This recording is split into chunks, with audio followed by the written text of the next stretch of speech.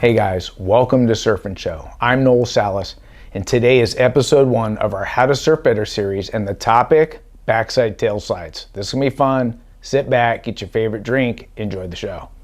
Now, if you're new to our How to Surf Better series, this is how it works. We take a topic, we put episode 1 out on YouTube free of charge for all to enjoy. And as we go deeper in the series, each episode gets more advanced.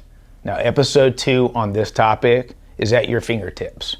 Just hit the link below in the YouTube description field, join our family, become a patron. You pledge $5 for the month, and you unlock episode 2 and all this other exclusive content in different topics. All right, enough about that. Let's have a look at a few waves and see what we're working on in this episode. Now this first turn really sets up the whole wave.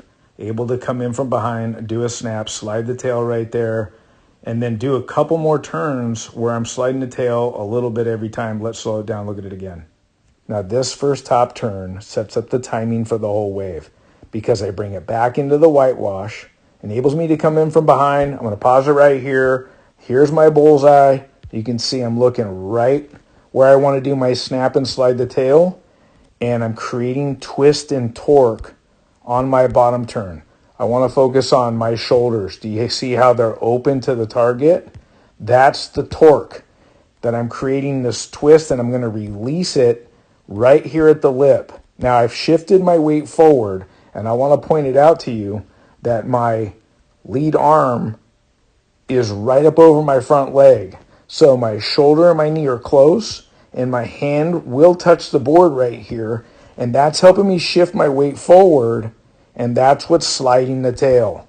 Now I'm able to come off that turn, right into another bottom turn, and I repeat, and it slides the tail again. So go into the bottom, create coil, release, shift your weight forward, slides the tail. Let's have a look at another wave. Now go to the bottom, slide the tail, hold it by shifting my weight forward. Let's slow it down, look at it again. Now as I go to the bottom and I coil up at the bottom turn, you can see my shoulders are open. I want to focus on what my back leg is doing as I uncoil at the top.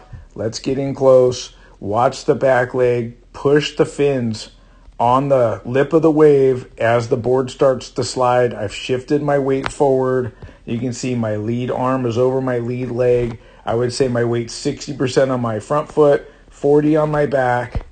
And then I'm holding my weight forward, and that makes this tail slide for a long time until I shift my weight back, it engages the fins, I go to the bottom, do another bottom turn, and repeat and slide the tail again. Now that we've seen a couple waves and we know what we're working on in this episode, I want to remind you guys that the wall behind me is my wave. Now the first wave, I did multiple backside snaps, and the tail was sliding a little bit in every turn. For us to do that snap and slide the tail, we have to approach the wave with a solid bottom turn. So going to the bottom and compressing into it and looking at the wave where I want to do that snap, it's important that we look first. Now when I start to look at the lip where I want to snap, my shoulders and my hips are going to open to the target, and that's what's creating that twist or torque on the bottom turn. And as I begin to extend out, I want to release the coil that I've done here to then come up to the lip and do this motion and uncoil on the down. Now, let's say the wave is this tall, and this is where the lip is. And in my mind, that's where I'm going. But in reality, I'm starting the snap on the way down probably about right here. So the board's coming up, and when I get to about 2/3 of the way up the wave face, I use my head to look down, and there's a split-second delay that wherever my head looks first, the board's going to go there, but that delay is from here to here in the transition on the down, where I actually get my fins up on the lip, like the coping of a ramp, to push off of and get this board to snap. So it's important to think about where you're looking. We pick the spot to where we want to snap, and we're creating that coil, that twist and torque, and then we release that, everything seems to happen a little bit earlier than you'd expect it to. Now, when I release that snap, what's causing the release from my fins and actually helping me slide the tail is the way I shift my weight forward. One other thing I want to talk about is when I start to look down, I'm not talking about looking down here. For me, what works best is when I do that snap is I look back over here. And the further I look this way, the further my tail will slide or drift. And when I turn my head and looking back down here, now everything is starting to shift forward on my weight as I go down. And I would say 60% of my weight on my front leg and 40 on my back. And I like to have my lead arm down by my foot. It helps me to get low and shift my weight forward. Now my trailing arm, after it comes around, drops down by my side. Now, the reason I mentioned about what my arms are doing and my hands is because when they're both at my side, that's when I have perfect balance. And I like to get nice and low to my board. And when I'm sliding the tail just a little bit on wave one in the different variations of backside snaps, it's all about how much I shift my weight forward.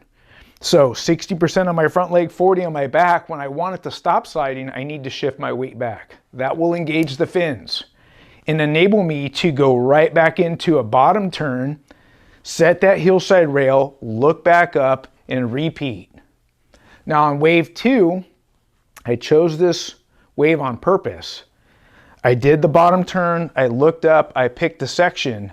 I did the snap as I let go of the coil that I created on the bottom turn at the top of the wave. I shifted my weight forward, and now I have that 60% of my weight on my front leg and 40 on my back, and my hands up front. I held my weight forward at 60 on the front and 40 on the back longer. And that enabled me to slide the tail longer, hold it, and then when I wanted to stop that tail from sliding, shifted my weight back, engaged the fins, did a bottom turn, and repeat. It's pretty simple. When we want to slide the tail, we've got to shift our weight forward. Now, the last thing I want to mention is what your back leg's doing when you're at the peak of your snap or top turn.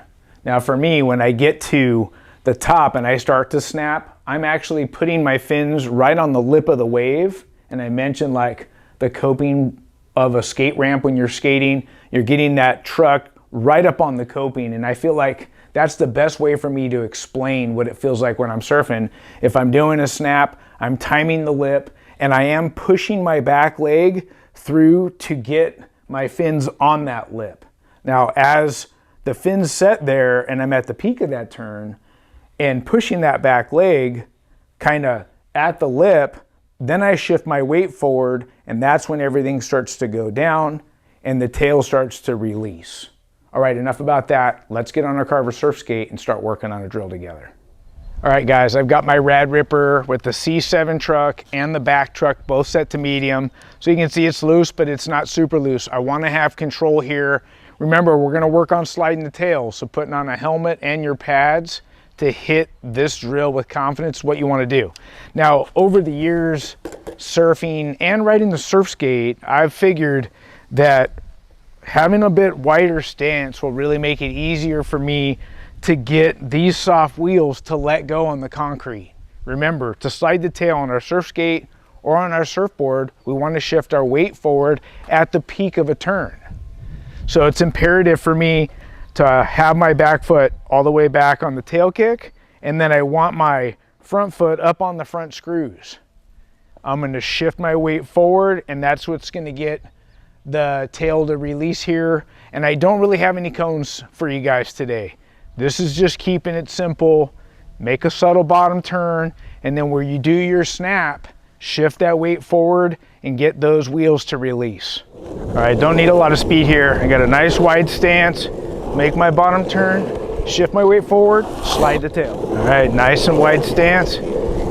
Bottom turn, shift my weight forward, slide right out. Now I want to slide it just a little bit more Shift that weight forward. Right out. All right, for a bigger tail side, I'm just gonna shift my weight forward a little bit more. Slide the tail right out. Now, as you go into that top turn, let's say you're doing that snap, it's important that as you shift your weight forward, that you push the tail of the board kind of towards the lip to get that thing to slide. If you don't put pressure when you shift your weight with your back leg, it'll be hard to slide the tail.